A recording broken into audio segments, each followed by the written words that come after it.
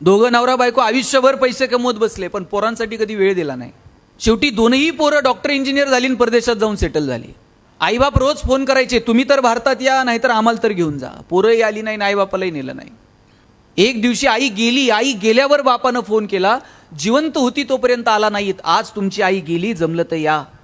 2 मुलांपैकी एक मुलगा आला, आईला अग्नी दिला आणि लगेच परदेशात जायला निघाला.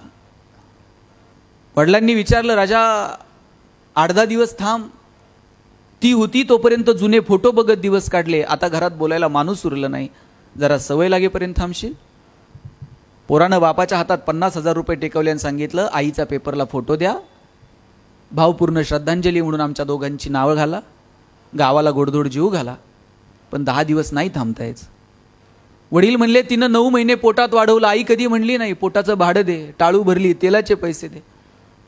आम्ही तुमच्यासाठी कमवत बसलो रे, तुमच्यासाठी हिशोब मांडले नाही, तू हातात पैसे टेकून चालला.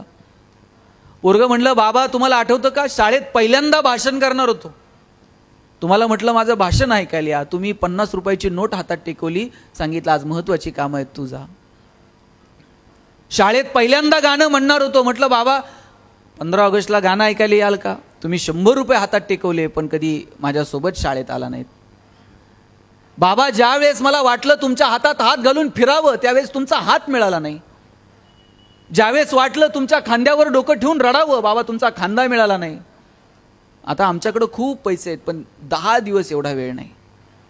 वडील म्हटले, दोघांना फोन केलता, एकटाच आला, थोरला का आला नाही. पोरगं म्हटलं, दादाला म्हटलं होतं चल, आईला शेवटचं बघून येऊ. मग दादा म्हटला, मला महत्वाची कामं आहेत, आईच्या वेळेस तू जा, बाबांच्या वेळेस मी जाईल.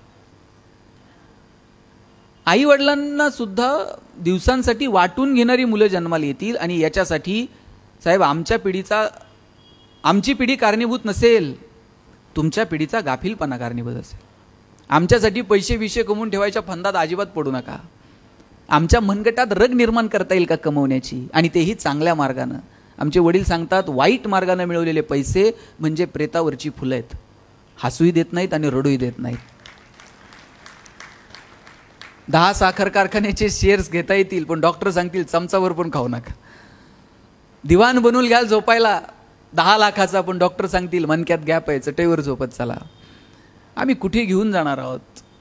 एक दिवस असा येईल की तुम्हाला तुमची प्रगती समाधानाच्या पातळीवरती मोजावी लागेल.